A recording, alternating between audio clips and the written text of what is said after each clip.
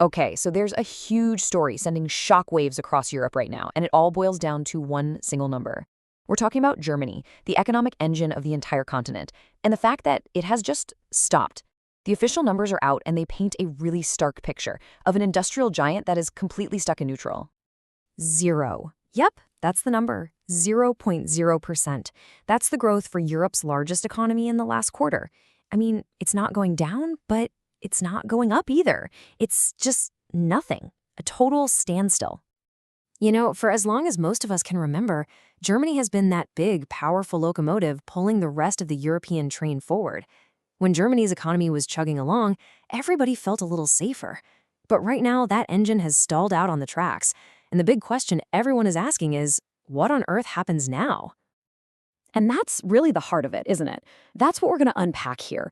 How did the world's fourth biggest economy end up in this mess?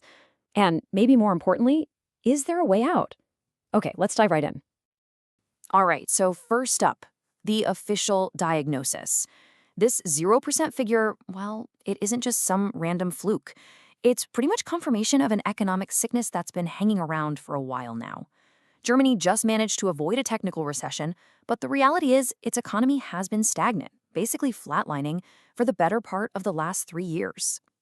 And look, this is really the key takeaway. This isn't just the economy taking a quick breather. Think of this 0% growth like a fever. It's not the disease itself, right? It's the big flashing warning sign that something much deeper, something structural, is fundamentally wrong with the German economic model. So if the fever is 0, what are the actual symptoms that have economists so worried? Well, this sickness is showing up in two major places, hitting the very heart of what makes the German economy tick. First, you've got its consumers, who are holding on to their cash for dear life. And second, its world-famous factories are finding it harder and harder to sell their goods. Okay, this is where things get kind of weird. If you just look at the numbers, you'd think Germans would be out there spending like crazy. Wages are finally going up faster than inflation, which has cooled down. But they're not. They're actually doing the opposite. They're so worried about the future, about political drama and potential layoffs, that they're saving money at record levels. It's like they see one dark cloud in the sky and start boarding up the windows for a Category 5 hurricane. And then you've got the other massive pillar of the German economy, that legendary made-in-Germany export machine. And man, is it sputtering. China, which used to be Germany's #1 customer, is now building its own high-tech stuff and becoming a direct competitor. Meanwhile, over in the US, the threat of tariffs has companies rethinking big orders. And to top it all off, energy costs at home are still way too high, which makes German products more expensive and less competitive on the world stage. So you've got consumers who are too nervous to spend, and factories that are struggling to sell their stuff abroad. It's a pretty tough spot to be in. But here's the big question that follows. Is this a Germany-specific problem, or is the entire continent catching this cold? And the answer is fascinating. It's really not a Europe-wide problem at all. What we're actually seeing is a kind of two-speed Europe taking shape, with Germany stuck in the slow lane, while some of its neighbors are really putting the pedal to the metal. And wow, this chart just lays it out so clearly, doesn't it? Look at that. While Germany is stuck at a dead stop, 0, you've got Spain's economy growing by a very healthy 0.6%, and France right behind 0.5. I mean, these are not small differences. This is a huge economic split playing out right before our eyes. So the big question is, why? What's going on here? Well, if you dig into the data, it all starts to make sense. In Spain, people are feeling confident and they're out shopping, which is driving up consumption. In France, they're having a boom in areas like aerospace exports. But in Germany, consumer spending actually went down. The only reason the whole economy didn't shrink was because of government spending. It just goes to show you how Germany's old school playbook, heavy industry, massive exports, has suddenly become its biggest vulnerability. Okay, so this begs a pretty obvious question, right? If the patient is clearly sick and its neighbors are doing just fine, why on earth isn't the doctor in Berlin doing anything?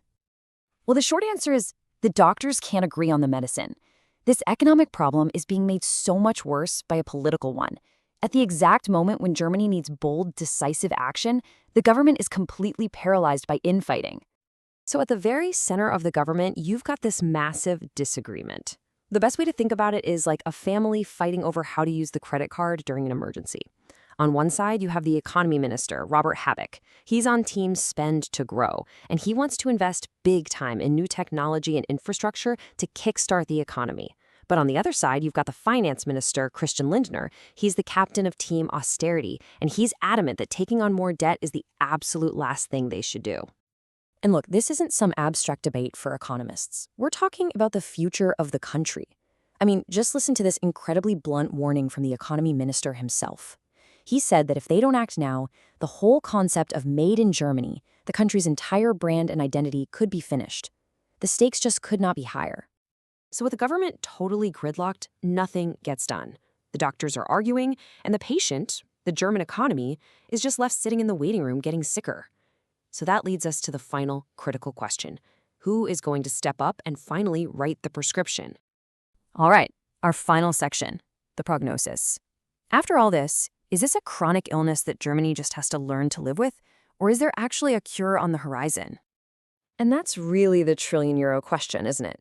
Is Germany headed for a real recovery, or is this stagnation just the new normal? Well, after all this doom and gloom we've talked about, experts are actually starting to see a little glimmer of hope. And here's the twist. Despite the mess right now, almost every major economic institution is predicting a rebound for 2026, forecasting growth somewhere between 1.2 and 1.5%. The general idea is that once the political drama settles down, someone has to take charge, which will probably unleash a wave of necessary government spending. You combine that with consumers finally feeling confident enough to start spending their savings, and you might just have the 1-2 punch Germany needs to get its engine restarted. So when you pull it all together, the real story here is so much bigger than just a few percentage points of GDP.